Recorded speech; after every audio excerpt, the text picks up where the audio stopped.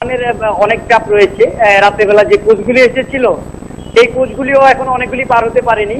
এখানে যানবাহনের বাসের সারি রয়েছে প্রায় 3 থেকে 4 কিলোমিটার। আর যে ছোট গাড়িগুলি, প্রাইভেট কার, মাইক্রোবাস, সেই বাসগুলিও, ছোট গাড়িগুলিও রয়েছে এখানে প্রায় 7 থেকে 8 কিলোমিটার পর্যন্ত এখানে যানবাহনের লাইন পড়ে গেছে। আর বেশিরভাগ আসলে ফেরি পারে বাস আসছে না, আসছে হলে এগুলি বাস পারাপার এবং যাত্রী পারাপারের বাসগুলি।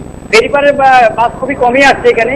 এখন পর্যন্ত যতটুকু জানতে পেরেছি যে ফেরি পারাপারের বাস রয়েছে শতাধিক। আর যেই যানবাহনগুলি আছে এগুলি বেশিরভাগই যাত্রী পারাপার করবে।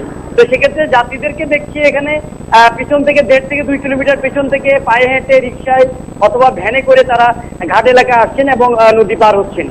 আর নিয়মিত সেই ফেরি 19টি ফেরি চলাচল করার কথা ছিল, এই মুহূর্তে ফেরি চলাচল করছে 15টি।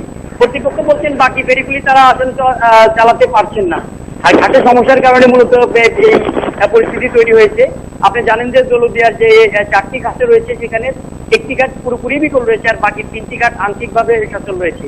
সেই ঘাট দিয়ে যানবাহনগুলি পারাপার করা হচ্ছে। আর এখন যাত্রীর এখানে ব্যাপক চাপ রয়েছে। আপনি জানেন যে গার্মেন্টস ছুটি হওয়ার কারণে গার্মেন্টসের যে যাত্রীরা রয়েছে, গার্মেন্টস কর্মীরা, তারাই মূলত যাচ্ছেন। এই মুহূর্তে বাসের ছাদে এবং ভিতরে অনেক যাত্রী আসছেন ঘাট এলাকায়। যাত্রীদের ব্যাপক চাপ দেখা যাচ্ছে।